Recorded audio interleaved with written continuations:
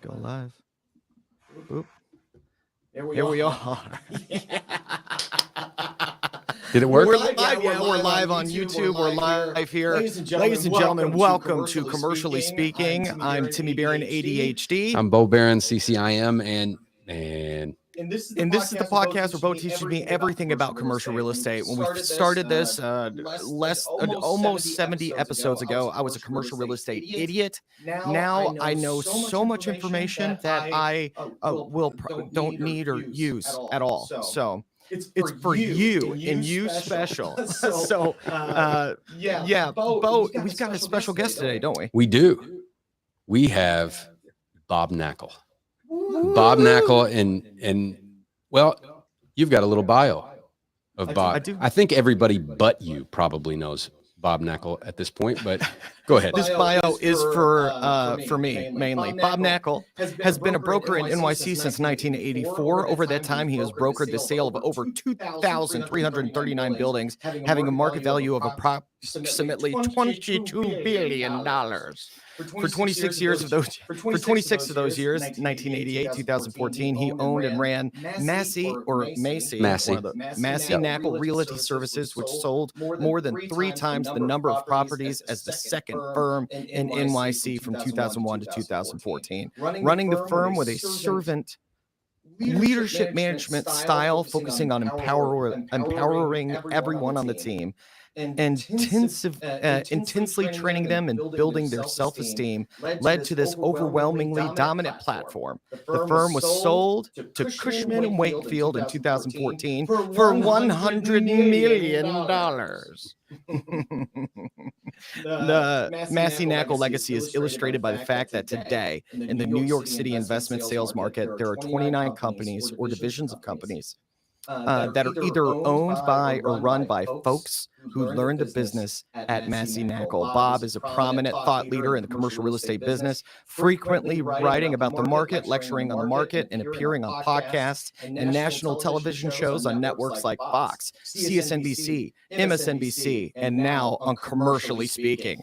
Recently, Bob started BKREA, an investment sales and capital markets brokerage firm in New York City, which will blend best-in-class analog data sets with artificial intelligence technologies to create a new brokerage firm for a new era. Bob, welcome. Timmy, thanks so much for having me on. Bo, so great to see you, my friend. And I must say, I've never felt more like Austin Powers than I do right now. Yeah, baby, yeah. Oh, amazing. Well, Bob has talked about you so much. I got to say, Bob, we did a episode about 10 episodes ago where Bo was teaching me how to answer the question, how is the market? And we used you as an example, a little clip from Tripwire. Yeah. We got Tripwire's permission to pull the little clip where you were describing the market. And in fact, for all those listening in live right now, let me just start off real quick. I know Timmy had an icebreaker question, but let's do it this way. Bob, how's the market in New York City? How's the market in New York City? Well, Bo, I'll tell you, I think the New York City market is headed for the largest sell-off in history. Wow. In using Manhattan as a microcosm of the market, south of 96th Street, there's 27,649 buildings. The average turnover rate of that stock of buildings has been 2.6% over the last 40 years. The lowest it ever was before the all-time low at the bottom of each of the corrections the market has had. So we'll go back to the early 90s during the S&L crisis, go back to the recession in the early 2000s. It had gotten down as low as 1.6%.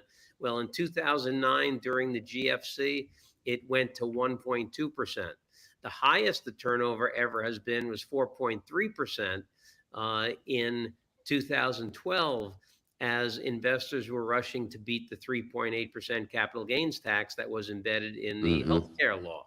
And we believe that with what's going on now in the market, that turnover in 2025 and 2026 will be over 5% in each of those years, setting a new mark for transactional volume in New York City. Wow. Whoa. over 5%.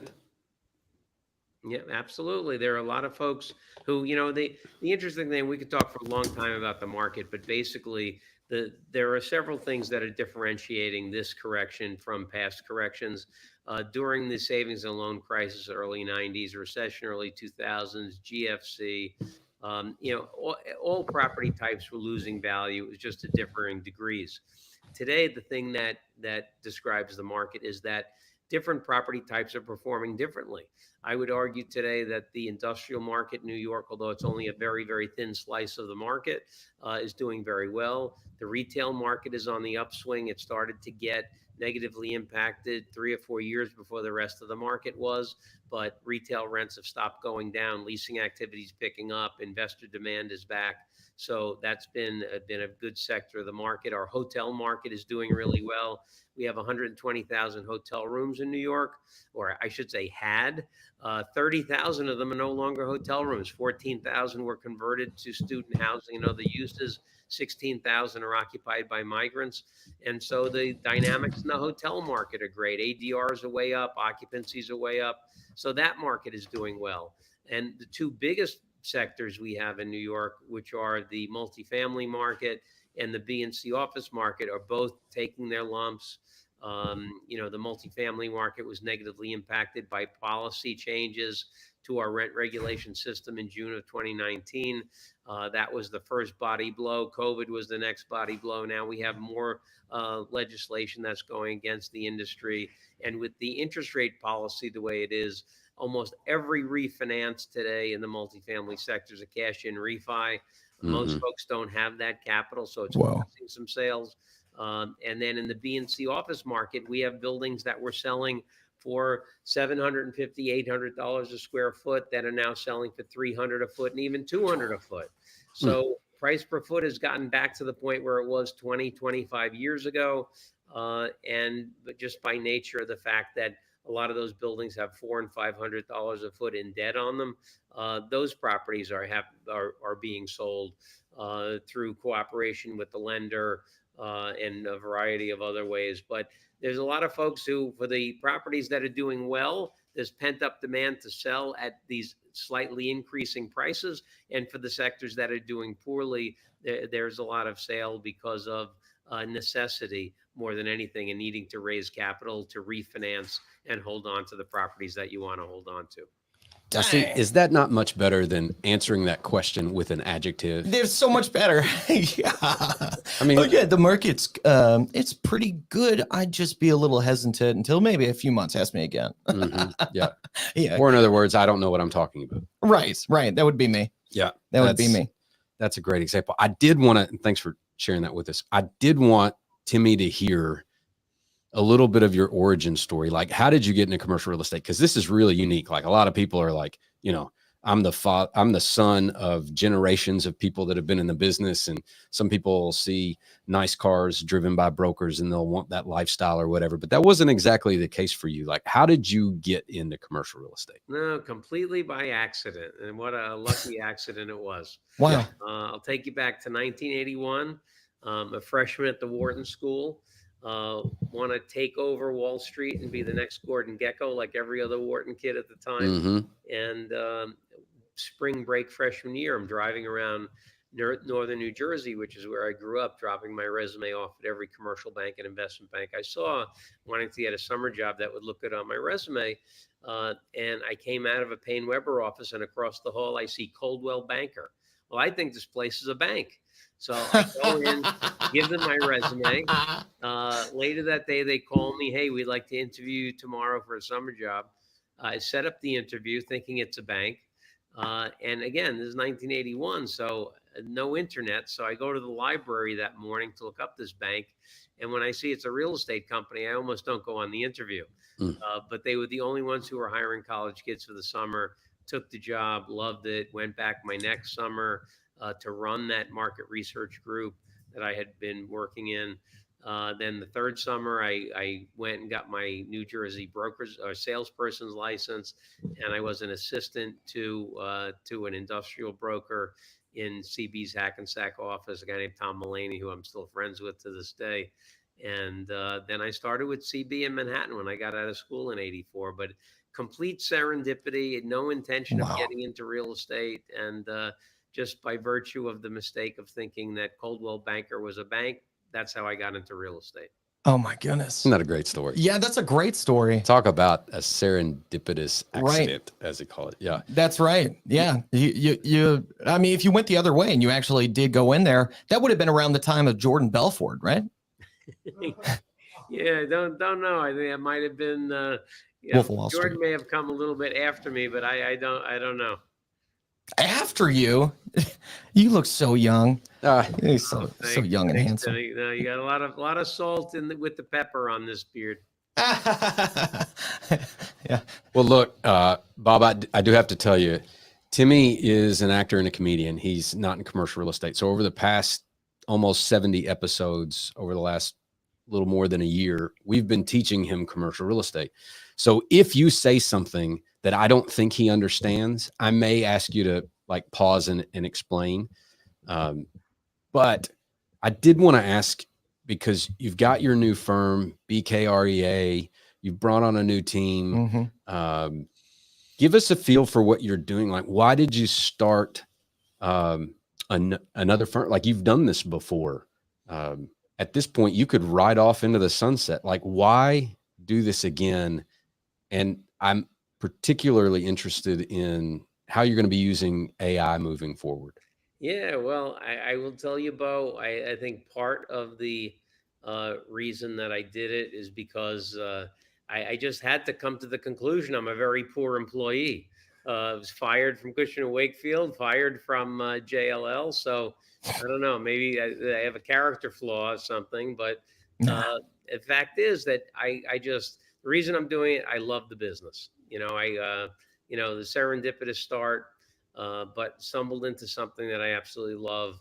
I pretty much worked 7 days a week my whole life. And real estate, selling real estate to me is my job and it's my hobby.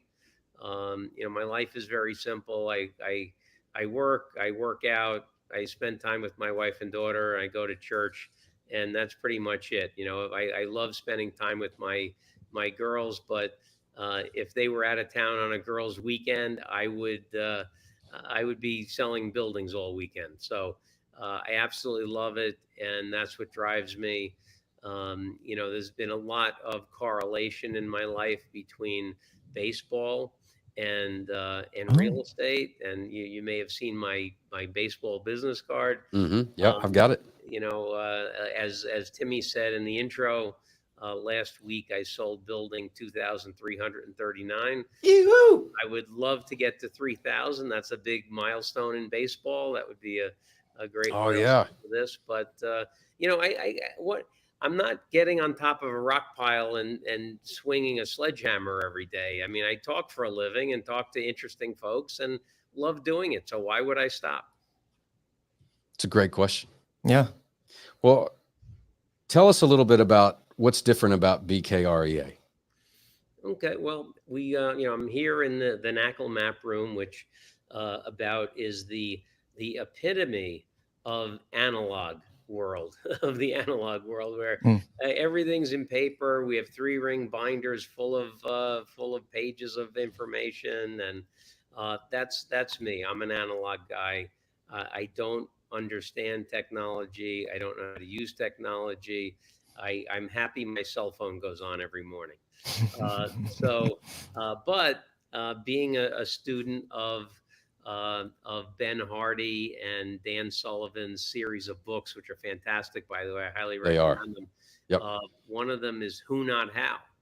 And the thesis of that book is when you say to yourself, boy, that's a good idea. How am I going to do that? You're asking the wrong question. The question should be, that's a good idea. Who am I going to get to do that for me? So I went out and met Seth Samowitz, who is an AI whiz. I realized that AI is going to change the world. And I will tell you that, 40 years ago when I sat at my desk, I had no computer on my desk, no fax machine, no cell phone. And you see how different the world is today. Well, I think the extent to which the world is going to change over the next 5 years is going to blow the past 40 away. And being on top of AI and utilizing technology is going to be the driver of that. So I said, hey, I better get out in front of this or I'm going to get run over by some young kid who's going to be using this stuff. And so I went out, met Seth, really liked him a lot, hired him. He's my COO. And we're adapting AI in 3 main ways. One, we're using it to help facilitate prospecting. Prospecting is the #1 revenue generating activity a broker can do. And prospecting is everything. It's putting gasoline in the car. And we're coming up with really neat ways, both using some stuff that's available and coming up with some proprietary things to do to make the effectiveness and the efficiency of prospecting better. Wow. Second way in which we're using it is in the deal execution side of the business. And that is, if you think about deal execution in what we do, it's really a funneling process. You have 10,000 people on the list. You want to get it down to the 400 that are interested. You want to get it down to the 110 that are really digging in, and then you want to get it down to the 20 or 30 that are making offers. And what AI can do is help with this funneling process, because ideally, if a broker's really doing their job effectively, and you have, let's say you have a target list of 2,000 people that you want to offer a building to, I want either 2,000 offers or 2,000 reasons why people are not going to make an offer, or a combination of those. Mm-hmm. And so AI is helping us get to that point.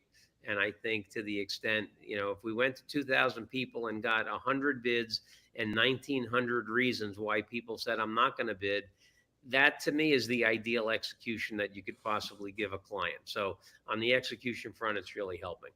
The third way that we're using AI, which I think is probably has the absolute most potential, can be the most powerful, but yet is going to be the most difficult for the industry to use, is in data interpretation. And I say that because absolute numbers are almost meaningless when you look at real estate statistics. For instance, if I tell you that in 2019, there was 26.3 billion of investment sales volume in Manhattan, you don't know what the heck to think about that number. Well, there's no context. Yeah, especially it completely Timmy, you're lacks not a real context. estate guy. Is that a good year? Is that a bad year? Is it ugly? Is Clint Eastwood going to tell you whether it's good, bad, or ugly? That's all the things I was thinking. Yeah. So what matters, if I tell you that in 2015, at the peak of the market, there was 57.4 billion in sales volume. And if I tell you in 2020, during COVID, it dropped to 11.1 billion, all of a sudden the 26.3 billion starts to have some feel to it. You grasp what that kind of means. And in the same way, when you have a data set within real estate, the absolute numbers don't mean that much. It's the relationship that any one number has to the numbers that came before it and the numbers that came after it. Yeah. And most people in the industry rely on third-party data. I'm not a big fan of third-party aggregator data, because that's what I hear. The way that they collect data is a little suspect. But I think if you were able to procure and curate your own data set, that is a big head start. But very importantly, you need to use the same methodology for determining things consistently throughout the life of that data set. So for instance, if I ask you to come up with a cap rate, how are you going to do it? Are you going to use trailing 12? Are you going to use forward 12? What do you do with vacancies? Are you making projections? What kind of projections are you making? What's your stabilized vacancy factor?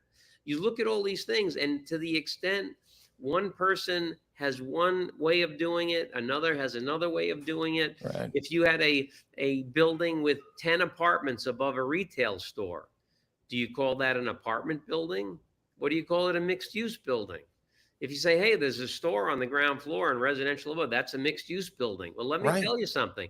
The Empire State Building has stores on the ground floor. You going to call the Empire State Building a mixed-use building, or is that an office building? So how are you defining things? What's the basis upon which you're creating your data sets? And unless those data sets have been derived consistently over time, the relationship between numbers loses integrity completely. Yeah. So the one thing that I love is I have data sets that go back 40 years that have been derived using the same exact methodology every year. So I know my data sets have high integrity. So we're applying AI models to these data sets to try to come up with predictive indicators of what metric or basket of metrics could potentially lead to a signal that the market's going to change. So, it's a very, very exciting thing. We're on the brink of coming out with a bunch of reports that I think are going to be very, very insightful about what's happening in the market. We were just talking last week about the difference between usable and rentable square feet when it comes to office. Right. And how when you go out to the market and you ask for proposals from landlords, like some of them will quote on rentable and some will quote on usable. And that's, I think, a little bit of an example that we used last week. I mean, it points back to what Bob's saying about the integrity of the data and how it's just the collection of it can be so different that if you don't do it yourself, how much can you really trust it? Right. Right. That's one thing. If there's one thing I've learned in commercial real estate is that everybody has a different name for something else. Yeah. So consistency is really important. And, it was interesting. Many years ago, there was a Wall Street guy that became very, very involved in their commercial real estate business here. And he had talked early on, he talked about creating an index so that office tenants and office landlords could hedge movements in the market. And my immediate thought was there's no way anybody could ever do that, because a square foot in SL Green's portfolio is actually a different size than the square foot in Vornado's portfolio. How are you calculating, what is the actual size? What's the actual gross? What's the actual usable? What loss factor are you using? It's really a very, very interesting thing. We have buildings in New York where the land size is 20,000 feet. You have 20,000 feet of land, and a full floor could be 22,000 rentable feet. And the buildings don't go up and out over the street.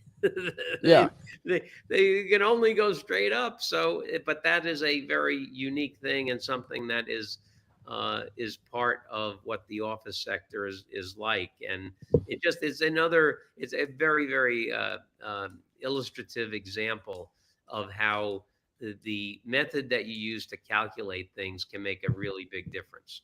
Yeah. Well, you mentioned the map room before, and you're in it. We can see it behind you. But Timmy, you don't know what the map room is. No, I mean, a room of maps. Yeah. Well, Bob, would you mind sharing with Timmy and our listeners exactly what the map room is and how did you create it? Sure, absolutely. Well, big part of my brokerage practice has always been selling land. And land in New York City, it's not like we have rolling pastures of land. Right. No, that's us. Most of the time it's, you have a bunch of little buildings that are 100 years old, and you knock them down and you create a vacant parcel upon which to build a new building.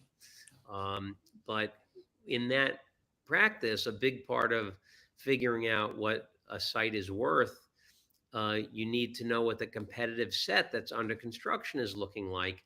And remarkably, for as big and sophisticated as this market is, there was very little available in terms of what the development pipeline looked like. The most robust set that really exists was from residential companies who produce reports about the condo pipeline. But one firm would say there's 9,000 units in the pipeline, and the other great firm would say, oh, there's 6,000 units in the pipeline. So I'm like, how can they be so different? If I'm walking in front of a building and I see that it's under construction, I know it's under construction there has to be a better way. So for years, I wanted to get out and actually do a count of all the buildings under construction in Manhattan. But who the heck has time to go out and walk around and look at every building? So Actors. when pandemic hits, city's a ghost town.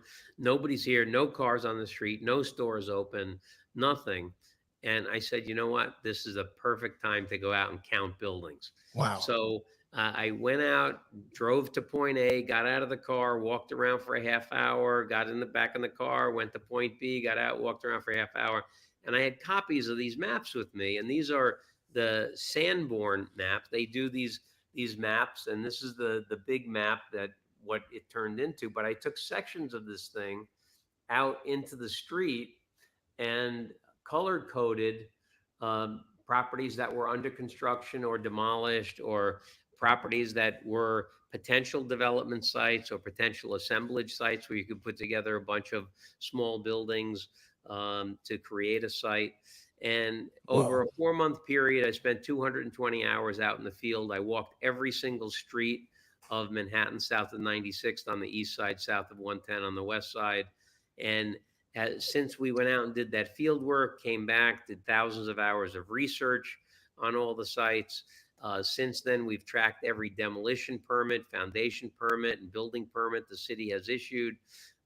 So we have the development pipeline now. When there was no information about what was being developed, we have disaggregated all this data into 5 buckets: residential, rental, apartments, condo, hotel, office, and a miscellaneous bucket. And we have the development pipeline down to the square inch. Wow. And for each of those buckets, we have looked at we have 3 different categories. We have pending. So a developer buys a site but hasn't started building it yet. It goes into the pending bucket. As soon as they get a construction loan and they're going to start moving dirt around on the site, it goes into the active bucket. And then for each of the buckets, there is different threshold that will move it from actively under construction to completed. So we know more about the development pipeline in Manhattan than anybody else.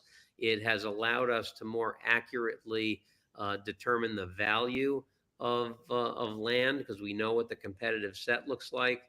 You know, over the course of my career, I've had about a 26% win rate on pitches that I've given to potential sellers. I've done 16 pitches in the map room. I've gotten 16 exclusives. And I know I'll lose one at some point, but so far it's been working pretty effectively for us. That's phenomenal. So you heard what he just said. Yes. I mean, yeah, he's the best, in my opinion, and what do I know, but it's still my opinion. Yeah. He's the best broker in the history of New York City. Yeah. And his win rate was 26% of the time. Yeah. That's really good. Right. But now it was 16 out of 16. Right. And it was phenomenal. And that's, man, when you've got the data, and that just kind of, in my opinion, proves this is an information business wrapped in the bacon of relationships. Yeah. You know, and wow. And if you know the data and you've got the relationships, you can absolutely dominate a market. Yeah. Regardless of what the market is. Yeah, Bo, I've always said that it's not the real estate business. Commercial real estate brokerage is the information and relationship business. The real estate just happens to be the thing that the information is about, but it is not the real estate business. It's information and relationships. Yep. Well, look, I know you've just got a few minutes left to the top of the hour, and we've got some viewer questions. Yeah, there's a couple questions, and one of them was with what you're just talking about. Richard Gonzalez asked, how do you get 22,000 square feet on 22,000 of dirt? Or 20,000 square feet of dirt. Yeah, right. Because there is a concept called loss factor. And the loss factor is something that is supposed to equal out the difference, whether let's say you have a big 20,000 foot floor, and in one building, the corridor's 5 feet wide, and in one building, the corridor's 15 feet wide. And on one of those floors, you have 2 lavatories, and on another one of the buildings, you have 4 lavatories. There are different, the gross might be the same, but the usable might be very different. So to try to compensate for the folks who have less usable space or more usable space, there's something called loss factor, which is supposed to try to theoretically equate the square footage that you actually can use. And on a full floor, are you using the common elements for you? If it's a multiple tenant floor, it's not just yours, it's only a part of it is yours. So this concept of loss factor was created, and basically it is really, really hard to get your arms around it and conceive of what it is, but it's a way that's supposed to create an apples to apples scenario, but it really doesn't work that way. Yeah. So It's kind of the opposite. Some pretty wild things happening. It's kind of the opposite of what we were calling the load factor when we were talking about the difference between usable and rentable. Yeah. Yep. Right. Well, here, right. you want to really blow your mind. So, Please. a lot of people are looking at converting these older office buildings to residential. Mm-hmm. Well, in office buildings, you often have a rentable footage that's higher than the gross.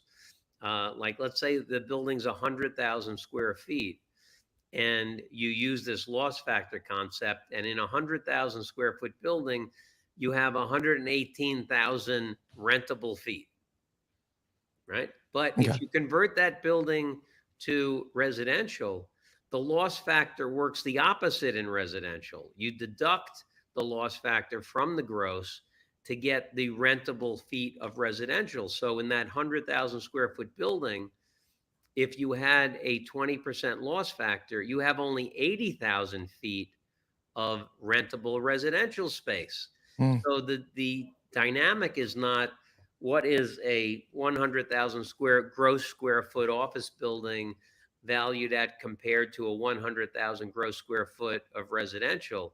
It's what's 118,000 square foot office building worth versus 80,000 square feet of residential rentable. So that's really, you take that into consideration, it impacts your economic feasibility dramatically. Wow. Yeah. Blew my mind. Yeah. Speaking of COVID, Richard asks, in hindsight, was the CRE market players over dependent on the extremely cheap money, the ones issued by the Fed after COVID, and now funds are getting back to normal rates? The cost of funds. Of funds? No, look, I think that interest rates are key to the way the real estate market functions. And when rates go up, it doesn't necessarily mean bad things for the market, because even if interest rates go up, cap rates can go up. But if they're going up because you have tangible traction in the economy, your NOI on the building might go up. So you actually could end up with a higher value, even with a higher cap rate. But 100% of the time when rates go down, it's very good for real estate, and people go bonkers. They go crazy. So I think if you look at the fact that the housing market collapsing in 2006, 2007 was caused by rates being too low for too long, creating a bubble in the market. You could make the same argument that we had rates for over 10 years that were too long because they really never got elevated. When they dropped in 08, 09, they really never got high again. Right. We had this long period where rates are too low. People lose sight of the fact. I don't know what it opened up at today. I've been swamped with stuff. But yesterday, the 10-year opened at 462, right? The average 10-year treasury over the past 50 years has been 5.4%. So we're still below average, and everybody is complaining. Yeah. So I think we've kind of lost sight of what a normal market is like from an interest rate perspective. And I think it's causing so much disruption today. So many people have mortgages at 3.5% that are maturing, and the replacement mortgage is, first of all, it's 25 or 35% less proceeds, but the rate has more than doubled. And so the impact that has on cash flow is really profound. Yeah. And I think that if you look at rates, I think it was terrible policy by the Fed to increase rates to the extent they did as quickly as they did. The reality is only 20% of the U.S. economy is highly correlated to interest rates. We have a scenario where real estate is very, very highly correlated. 35% of the U.S. economy is healthcare and education. I've never seen a high school kid say, I'm going to wait a few years to go to college until rates come down. I've never seen anybody who needs to get surgery say, oh, let me wait till the 10-year gets to 3% before I go in for that surgery. Sure. So that stuff continues to go on. And real estate has just been disproportionately really negatively impacted. And it's creating a real disruption, a repricing in the market. It's an issue. But, I don't think if rates come down 50, 75 basis points, eventually, I think that will be a good thing. But I think people who are hoping that rates come down 150, 200 basis points, I think they could be waiting quite a long time. Yeah, I do too. Yeah. Well, can we do one more, like a 1-minute answer on this one? Sure. Okay, great. This is from Cole. And other than like walking into a building you thought was a bank, what advice would you give a college student getting into commercial real estate brokerage and trying to get into a high producing team? Yeah, very, very, very good question. I always tell young people, you want to get into real estate. That's like saying, I want to eat something. Right. It's like, what the heck are you talking about? There's a million different things. Do you want to be an investor? You want to be a developer? You want to be an analyst? You want to be an appraiser? You want to raise equity for people? Or do you want to be a broker? Let's say, okay, I want to be a broker. Well, that also doesn't really narrow it down. Do you want to lease office space? Do you want to rent stores? Do you want to, raise equity for people? Do you want to be a sales broker? You want to be a sales broker? What type of building do you want to sell? Where do you want to sell that building? There's a million things. So my advice to young people is expose yourself to as many aspects of the business you can and find what you really, really like, what you're passionate about. The 3 things that I see in every broker that get to the top of the mountain in this business. Number 1, they're an expert at one area of the business. Number 2, they have tremendous passion for it. Number 3, they use discipline really well. So that passion part of it is so important because the market always has been, is, and always will be cyclical. There's going to be down times in the market. And there's going to be times where you just have bad luck. You're going to have 3 or 4 deals fall apart through no fault of your own. And that takes intestinal fortitude to get through. And it's the people who really, really love it that will love it enough, have enough passion to get through those tough times and make it to the times that will get better, which inevitably they will. So I think find the thing that you really, really love. What excites you about the business? I like selling buildings. I thought it was cool. Find out what drives you. And then, in business, don't pick a job because you think you can make a lot of money. Pick a job that you love doing. And in business, if you get to the top of any area of business, you're going to make a lot of money. So don't let the money rule the decision-making process. Let passion rule the decision-making process. And, that'll put you in a great position to take advantage of the many, many great things that this business affords you. Yeah. You're a great example of that. And I say the same thing to actors. I mean, it's the same thing. You go through all these times where it's just like, there's nothing happening. Why would anybody go into that? Something I'm so glad my dad understands. Because I know so many parents are like, oh, you're going to go make how much? Before we let you go, there is, and Cole asked that question, that last one, great answer. In the TV show Owning Manhattan, episode 2, Ryan Serhant mentioned someone by the initials BK. Is he referring to Bob Knakal? I don't know. You know what? I have watched every episode. Ryan is a great friend. I greatly admire him. I think he's one of the smartest guys in real estate.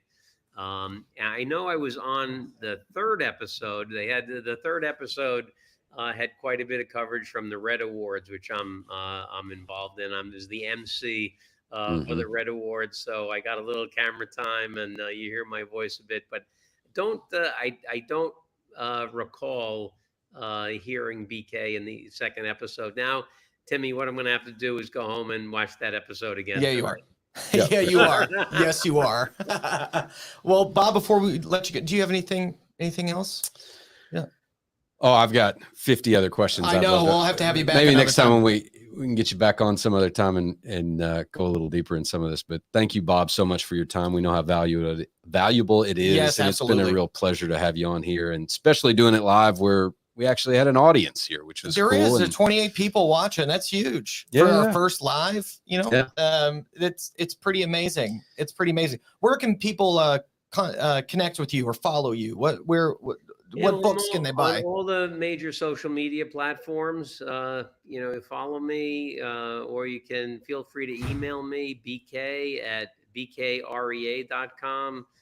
Go to bkrea.com, check things out. I'm also going to be starting to promote my new website, which is bobknakal.com, where, for those of you that know my story, one of the idiosyncrasies of me is that I save a lot of stuff, and I have boxes and boxes of old things from the 40 years of my career. My 40-year anniversary is actually coming up in 6 days. So, wow! Oh, happy July anniversary! 16th, I'm starting year 41. But I basically had about 20 boxes of old stuff. And I said, what the heck am I going to do with this? When I got active on social media back in January of 23, I started doing a Throwback Thursday post where I'd put up a lot of stuff, and we got great response to that. So I've created bobknakal.com. I have 40 years of stuff on that site, thousands and thousands of pages of old newsletters, articles I've written, videos, podcasts. This will be one of the podcasts in the podcast segment. All right. But I encourage you to go check that stuff out, and always feel free to email me. I love to hear from folks, and bk@bkrea.com. Happy to get your questions. Awesome. Well, Bob, when your website is all like up and going and you've got everything up on there, we'd love to have you back and like promote that. We'd love to be a resource to you there. Sure. Yeah, it'd be amazing. All right, cool. Well, Bob, thank you so much. You can hit the leave button and just leave that tab open if you don't mind until it says it's fully uploaded, which would take like a few seconds. But other than that, thank you so much. Yeah, it's been great to talk to you and have you on pleasure. Commercially And, Speaking. You know what? Apropos of my challenge with technology, I just found the leave button. See that? I couldn't find the leave button. Now I got the leave button. I told you I wasn't kidding about me and technology. You got it. Bob. All right, guys. All right. Thanks, Bob. Care. It's so great to hang with you. Yes, you too. This was great. Yeah, All right, so long, everybody. Good luck to everybody out there. Go get them. Thanks, All Bob. right, peace. Bye. Bye. Hey, I do have some thoughts. Yeah, come on. Let's talk about it a little bit. I wanted to just let him talk because it's like everything he says is full of wisdom and experience, and it's valuable. But he mentioned a number of things. One is just the number of hours that it takes to create something like the map room. And there's nobody in New York City that can touch that thing. And there's nobody at this point that has the time to go recreate it. Right. He's got an absolute advantage there in collecting all the analog. And since he's got data sets with integrity, now you can really use AI to analyze that data. Right. He's got what nobody else has as far as the data set. It gives him such an advantage. But the one thing he said that I wanted to kind of emphasize is the who, not how. We've talked about that before. Yes. Yeah. That's a great book written by Dan Sullivan, who created Strategic Coach, which I'm in Strategic Coach. Right. And he wrote that book with Dr. Benjamin Hardy. And the whole idea, like Bob said, is when you have a great idea and it's like, how can I do that?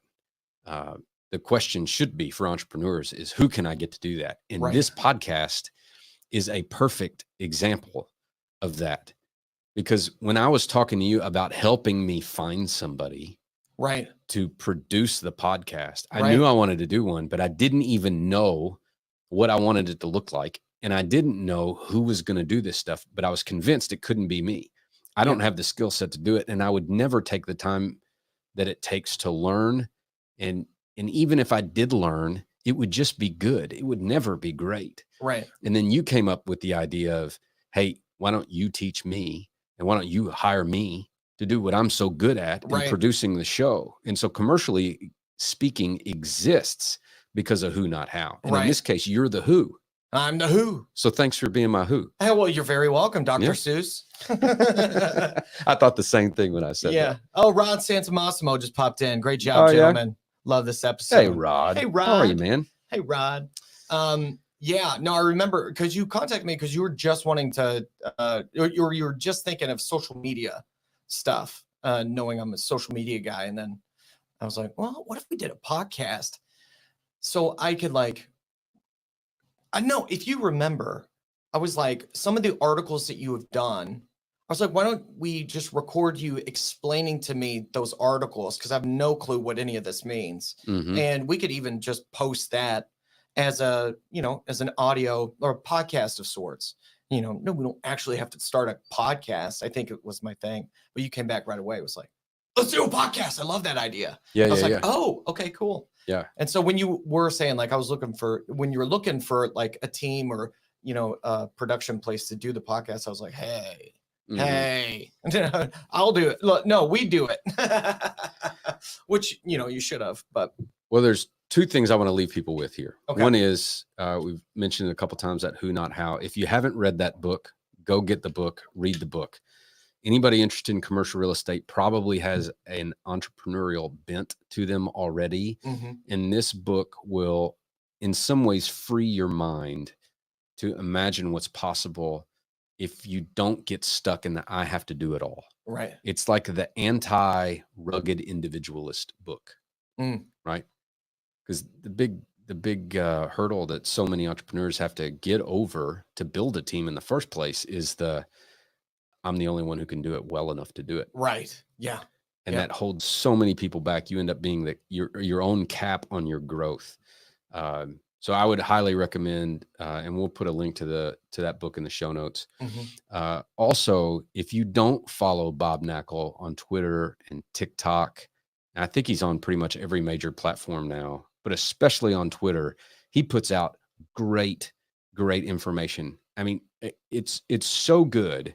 If you just follow Bob on Twitter, after a while, it will feel like he's a virtual mentor for you. Wow. Like he just shares what he's done, how he's done it, what's going on, information on the market, links to articles he writes and podcasts he's on and videos. And it's just great information. It's a treasure trove of how to be better at commercial real estate. And so that's great. I would recommend you definitely follow him. Follow him on X. I want to give a shout out to everybody in the chat that's left comments here. I want to give a shout out to Richard Gonzalez. We've shouted you out before. Oh yeah, we love you, Richard. Richard's a friend. Derek Clement, Devin Metcham, Tony Vanderbeek, and who else we got here? Well, we got Cole. We got Andrew. And of course, Rod Santamassimo. Thank you all so much for being here. If you enjoyed this live, we want to do more lives, and they're just going to get better and better. And Bo, we did lost your audio, but I think we still got we lost your video, but I still think we got your audio. I'm getting a cord so that could be stayed climbed in. Derek Climate. Oh, thank you. Hey, great live. If you all want to see more lives, we are toying with the idea of just recording our doing these recordings live before I edit them and put out the polished piece on all the podcast platforms. But if you'd like that, please let us know. That they are great show, great episode. Thanks, y'all. Do more live, says Rod. All right, cool. Done. Done. All right. We'll get better and better. And thanks for helping us out at the beginning with the echo. They had our back. And Yeah. if you all are not subscribed to our channel and you're watching this right now, please hit subscribe and share this. That helps us out a great deal. All the comments are great. We will do more lives. If you want to know when our next live is, we will post it on our YouTube. We're going to try to do lives across as many platforms as we can. And so if you want to stay up to date with everything that we got coming out, the things that we are working on, as well as articles that Bo read that are about business, real estate, more productivity, everything, you can go to subscribe.wgbarron.com. That it's right underneath this video right now. You can click that link and you'll get an email once a week, Thursdays. It'll show you one of the latest episodes, as well as those articles, and keep you up to date with what we're doing in lives. But hit subscribe on there. And then, of course, if you listen on Apple Podcasts, if you just click on our name, so it takes you to the Commercially Speaking page, scroll down past a few episodes, you will see our ratings and reviews. If you could leave a review, that would mean $100. I was about to say $1 million to us. But I mean, that's just a huge way Timmy to is not promising to cut you a check for $100, but no, it energizes the show on Apple Podcast, and it helps their algorithm spread. And so more people see it. So the reviews really help, and we'd be grateful. Yes. Yeah. And I think as far as that goes, that's it. That's it. Thanks guys for hanging on. It was great having an audience for this one, and we'll have more soon. We'll have more very, very soon. Thanks. We'll see y'all next Monday or whenever the next live stream is. That's right. Just tune in, check back. I love you, brother. Love you, man. Bye, Alice. Bye, Alice. Is she still here? Yeah, she's right there. Yeah, oh, there we got a bye. I don't know. I hope everybody could hear Alice say goodbye. All right, cool. All right, bye.